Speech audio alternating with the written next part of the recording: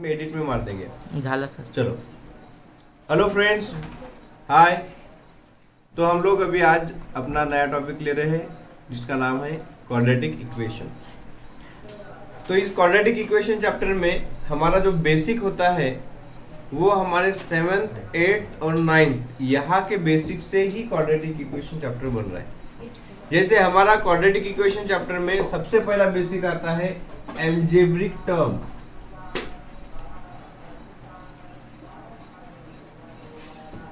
हम लोगों ने ऑलरेडी पढ़ा है कि एल्जेब्रिक टर्म्स रहती है जिनको हम लोग बोलते हैं मोनोमियल,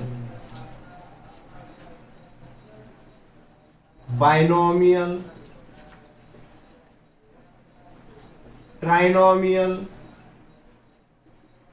एंड इसी प्रकार से हमारा होता है पॉलिनोमियल। यानी हम लोग जब एल्जेब्रिक टर्म्स को पढ़ते हैं इसका मतलब हम लोग एल्जेब्रिक एक्सप्रेशन को पढ़ते हैं।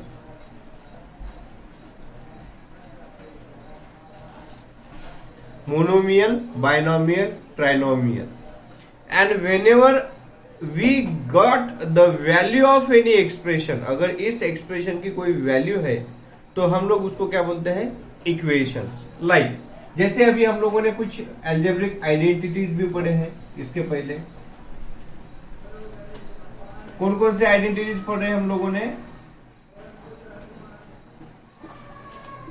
जैसा a plus B whole square is equal to A square plus 2ab plus B square. उसी प्रकार से आइडेंटिटी पढ़े हम लोगों ने a minus B whole square is equal to A square minus 2ab plus B square. और एक identity थी हमारे पास में A square minus B square, this is equal to A plus B into A minus B. यानी algebraic identity, algebraic expression, इसका मतलब क्या है कि उनकी कुछ सिंप्लीफिकेशन है, लेकिन अब हम लोग जो इक्वेशन पढ़ने जा रहे हैं उसका क्या अर्थ है फिर। यानी इक्वेशन और एक्सप्रेशन उसमें डिफरेंस क्या है, expression versus equation. Expression means nothing but the simplification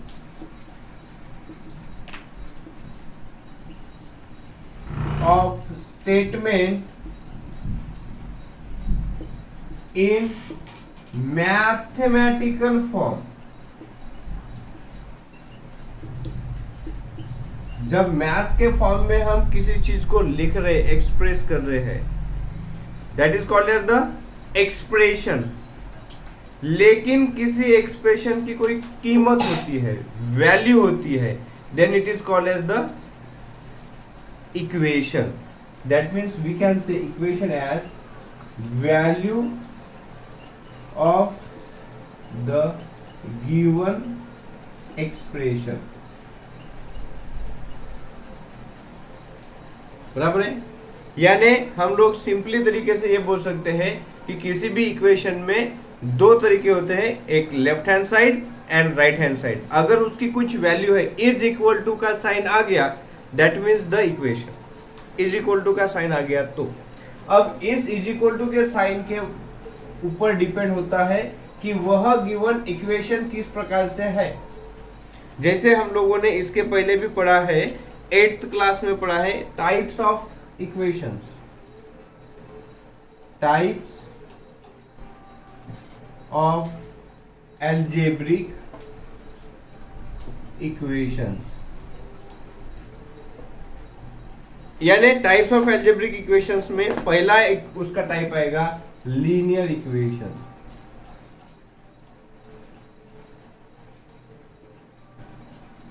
फिर दूसरा आएगा क्वाड्रेटिक इक्वेशन,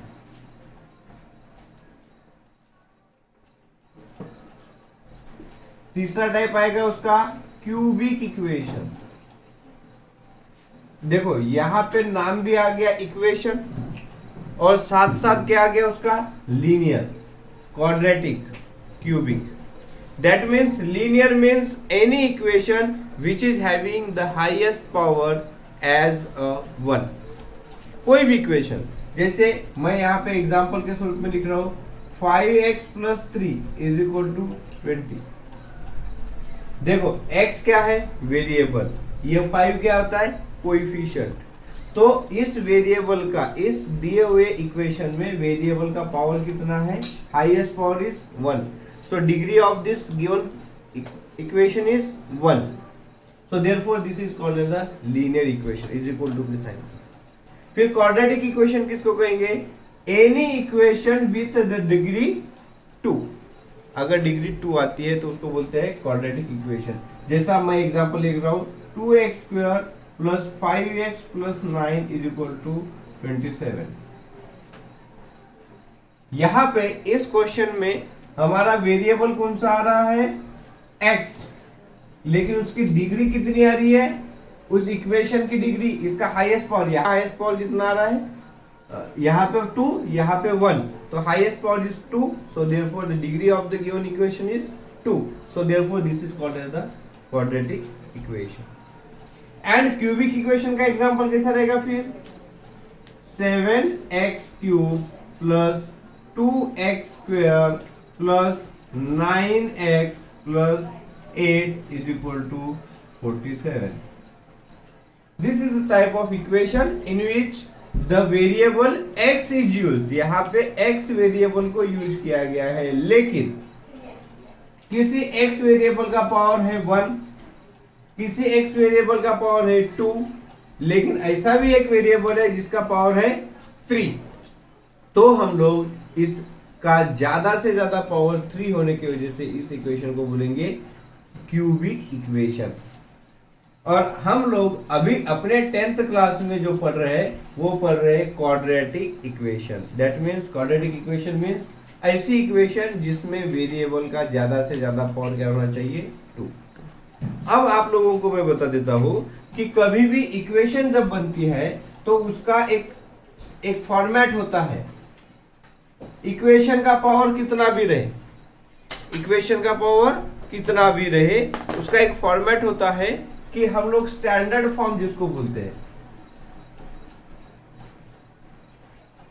स्टैंडर्ड फॉर्म क्या होता है, standard form from higher power to 0 0, उसका एक एक कम करेंगे, constant term is equal to 0, वो इसका सिंप्लीफिकेशन मैनर होता है।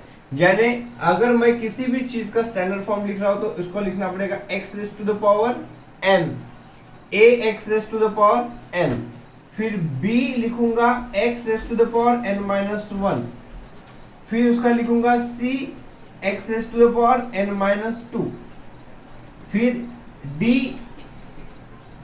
x raise to the power n minus 3, ऐसा सामने सामने सामने बढ़ते रहेंगे। फिर आखिरी में क्या रहेगा, सिर्फ एक कोई भी कांस्टेंट रहेगा, ठीक है, एक वेरिएबल का अल्टीमेटली पावर 0 हो जाएगा और इज इक्वल टू हम लोग एक कांस्टेंट लिखेंगे या फिर हम लोग 0 लिख सकते।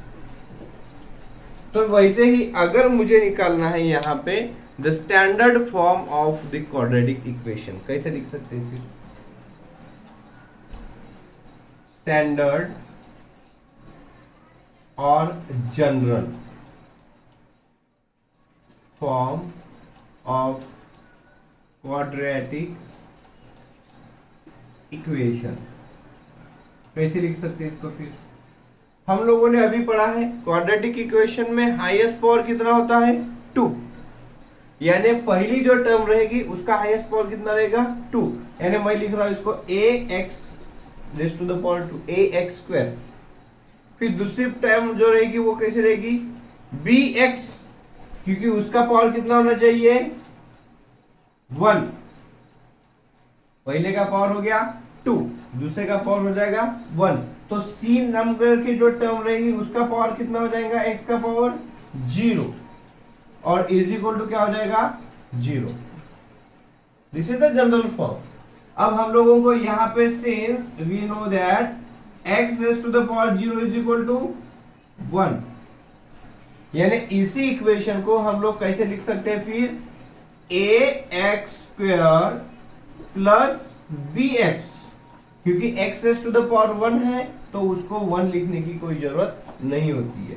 फिर c, क्योंकि x raise to the power 0 का वैल्यू कितना होता है 1, तो स्टैंडर्ड फॉर्म या जनरल फॉर्म क्या आ जाएगा हमारे क्वाड्रेटिक इक्वेशन का, ax square plus bx plus c is equal to 0।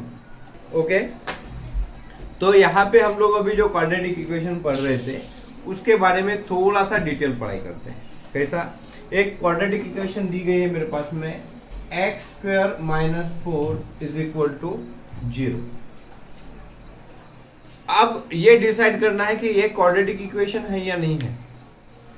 हमारे पास में जनरल फॉर्म क्या था क्वाड्रेटिक इक्वेशन का, A X square plus B X plus C is equal to 0। और हम लोगों ने अभी पढ़े, क्या पढ़ा था, क्वाड्रेटिक इक्वेशन वही होता है जिसका पावर क्या होता है 2, हाईएस्ट पावर डिग्री कितना होना चाहिए 2।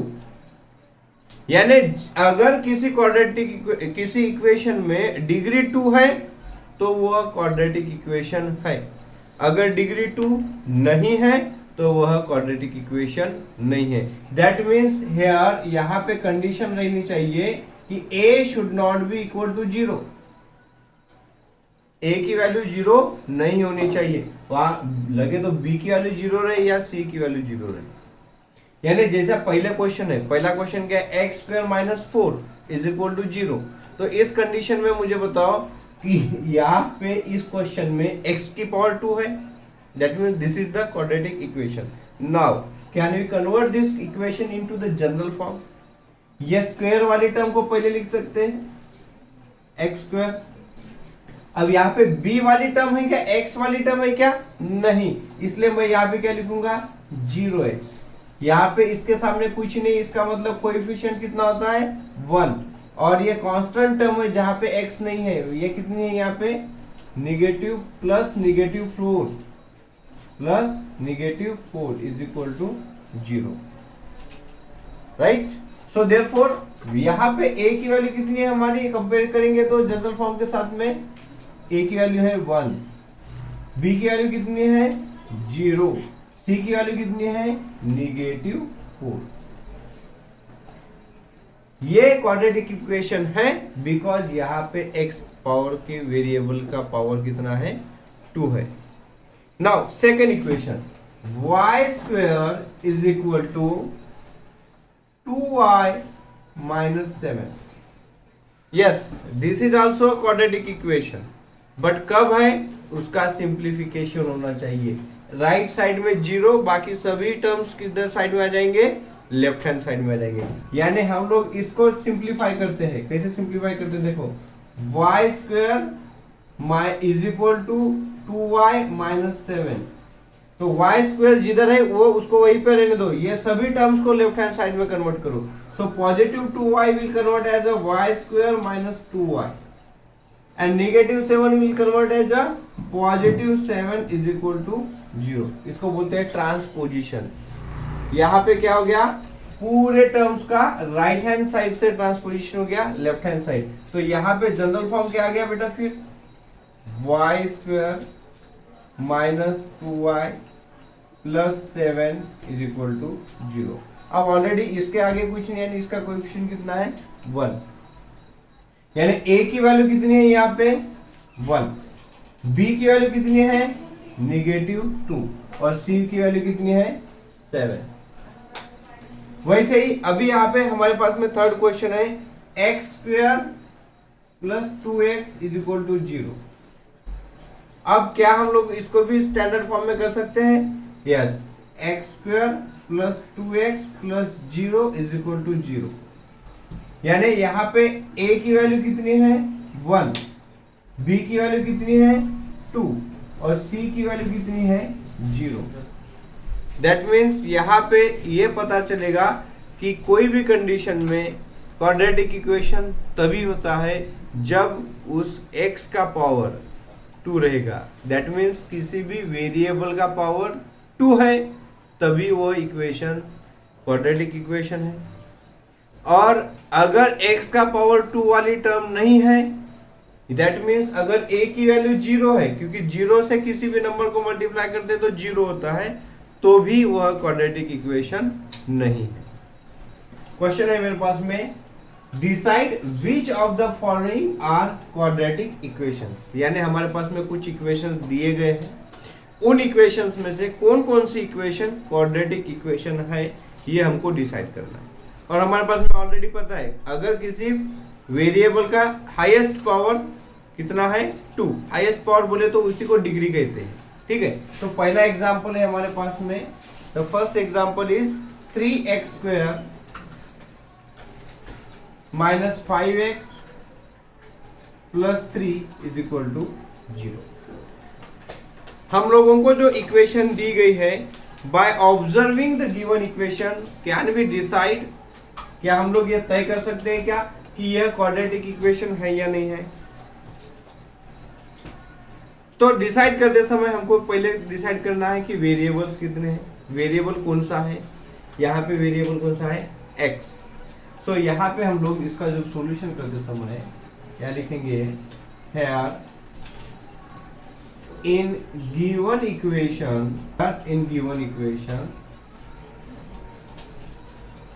with वेरिएबल, कौन सा वेरिएबल है यहाँ पे x, variable x, the maximum index of the variable, the maximum index, index is nothing but the power, maximum index of variable is 2, इसका हाईएस्ट पावर 2 है, इंडेक्स कितना है 2, so therefore it is a quadratic equation.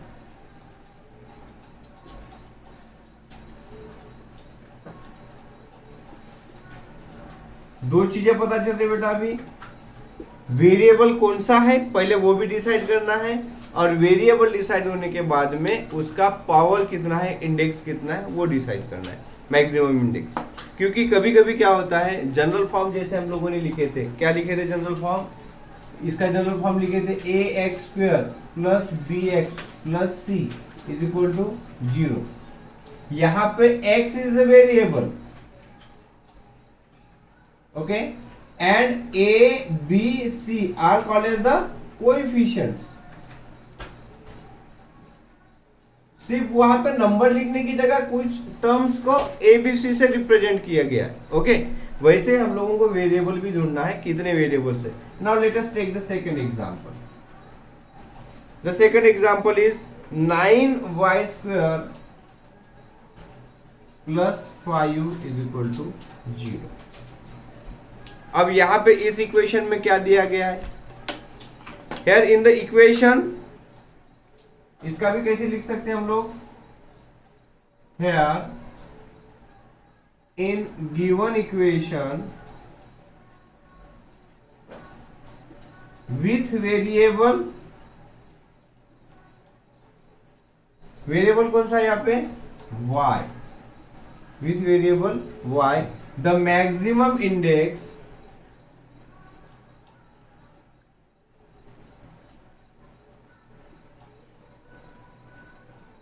that means the power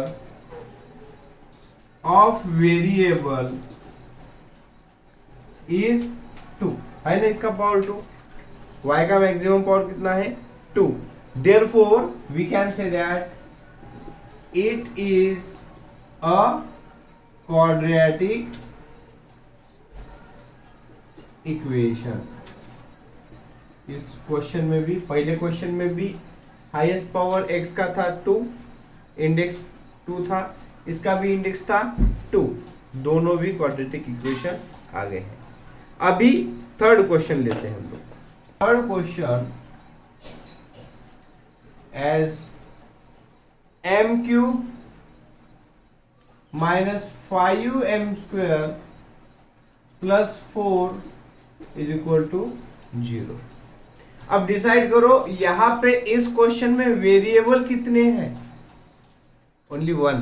कौन सा variable है, m is the variable, but उसका हम लोग क्या करेंगे, तो solution here in given equation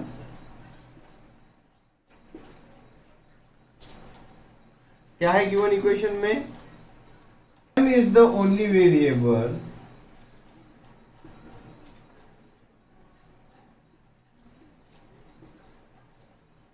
but the highest index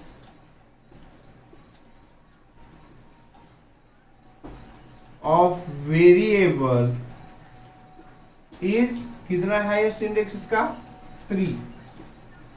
तो 3 रहने के बाद में क्वाड्रेटिक इक्वेशन हो सकती है क्या? नहीं। तो therefore it is not a quadratic equation.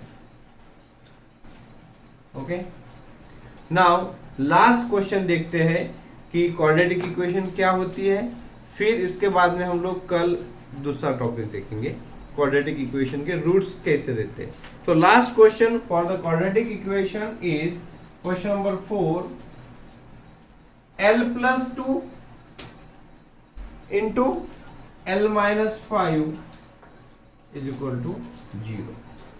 अब इस क्वेश्चन में यह क्वाड्रेटिक इक्वेशन है या नहीं है, ये हम लोग तभी डिसाइड कर सकते हैं जब हम इसको सिंप्लीफाई करेंगे। सिंप्लीफाई करने के लिए, दो ब्रैकेट का सिंप्लीफाई करने के लिए मैंने ऑलरेडी बताया है, 8th क्लास के बच्चों को भी पढ़ाया हूं मैंने कि l+2 into l-5 is equal to 0। अगर ऐसा रहता है तो l into l-5 plus 2 into l-5 ऐसा लिखा जाएगा इज इक्वल टू 0। यानी हम लोग क्या लिखेंगे, l into l square minus 5l plus 2l minus 2 5 10 is equal to 0। तो सिर्फ इसको सिंप्लीफाई करना है, क्या हो जाएगा, l square minus 3l minus 10 is equal to 0। So that means यहाँ पे हम लोग लिख सकते हैं here L is the only variable of given equation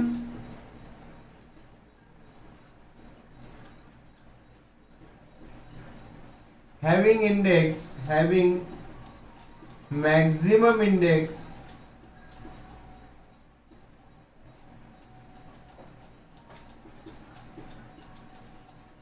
two. Therefore, it is a quadratic equation. ओके, समझ गया क्वाड्रेटिक इक्वेशन का। क्वाड्रेटिक इक्वेशन का जनरल फॉर्म क्या रहेगा, ax square plus bx plus c is equal to 0, where x is the variable, a, b and c are the coefficients, and a should not be equal to 0 if you want to give that equation as a quadratic equation. a 0 रहेगा तो quadratic equation नहीं रहेगी। Okay, चलो bye.